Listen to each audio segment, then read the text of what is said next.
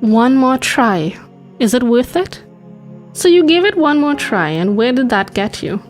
Honestly, how many of us say that, then we wind up disappointed and more miserable than we began? Some of us do this for a multitude of reasons, but after a while, you know our judgment must get better. Time after time, we tell ourselves that this is it. Never us again, then we get trapped with the same old feelings that maybe it can work this time. Maybe it's for the children, maybe it's for social appearances, maybe it's pride or ego, not me. I can't fail at this. But call it what you want. Sooner or later, we must see the light before it's too late. Nevertheless, it didn't work out this time around. So what's next? Do you give up on love? Or do you dust yourself off in the hopes that you will find Mr. or Miss Right this time? Or do you reverse the cycle and rebound off your next victim? One thing's for sure, you must find a way to heal your hurt.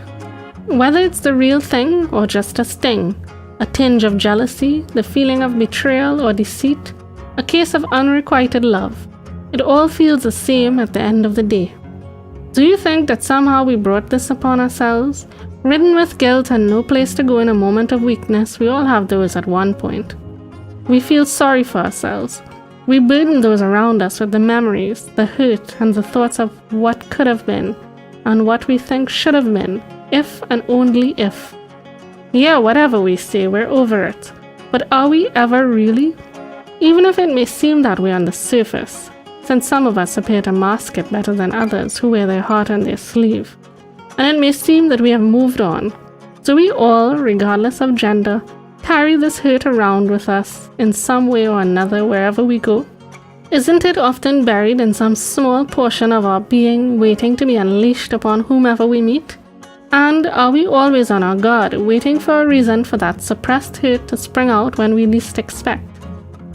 Sometimes the slightest thing may trigger it, or maybe it prevents us from giving of ourselves totally.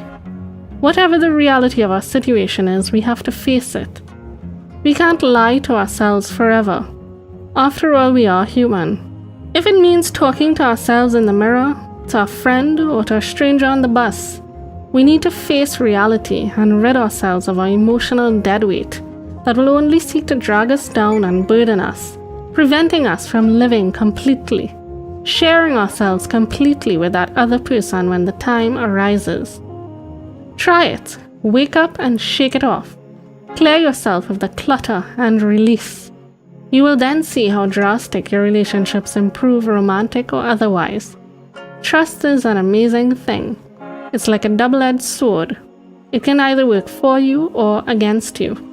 The more you open up to your true self, the greater your propensity to trust another and live freely on this earth without fear becomes. You gotta wake up and live.